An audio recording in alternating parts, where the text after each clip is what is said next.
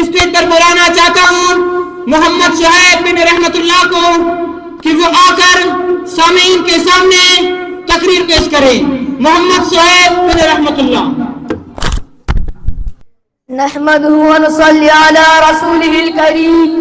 أما بعد فأعوذ بالله من الشيطان الرجيم بسم الله الرحمن الرحيم قال الله تعالى في كتابه وما لكم لا تقاتلون في سبيل الله وقال رسول صلى الله عليه وسلم الجهاد ماضٍ إلى يوم القيامة صدق الله العظيم وصدق رسوله النبي الكريم. اسٹیج پر تشریف فرما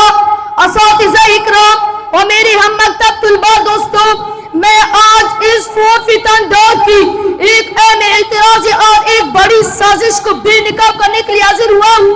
کہ مسلمانان قوم و ملت کی یکجہتی کی نامفہومی نے ہم کو ایک درد سے، ایک ہمدردی سے، ایک خیرخواہی سے، ایک ہم آہنگی سے، ظالم کے خلاف سرشار ہونے سے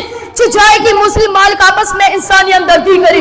بلکہ ایک معاشرے میں رہ کر ہم نے اپنے آپ کو ایک انتشار سے ماحول میں دھکیل دیا گیا ہے. ہم کو احساسی کمتری اور غلط تاثری سے اسلامی تعلیمات بزم کرنے کی کوشش ہو رہی ہے اور ہم بھی اپنے آپ کو موت کی گھاٹی میں ڈالیں.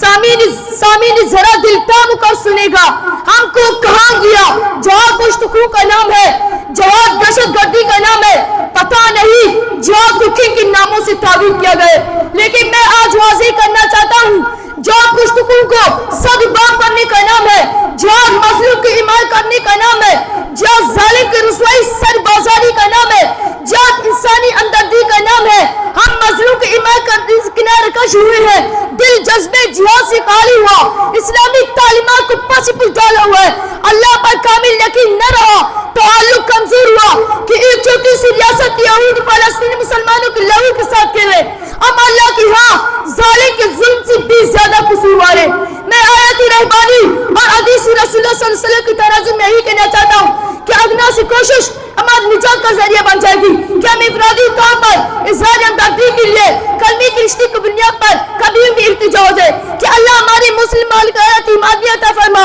اور ہماری اس حالت پر رحم فرما کہ ہم اپنی خطاؤں پسند مشہور ہیں. ہم جتنی بھی کمزور ہوں، ظالم جتنی بھی طاقت کا عامل ہو، ہم جتنی بھی کمزور ہوں، ظالم جتنی بھی طاقت کا عامل ہو، ہم ہی ہیں جب خدا پر یقین کامل. حسبنا اللہ ونعم الوکیل وما علینا الا البلاغ المبین.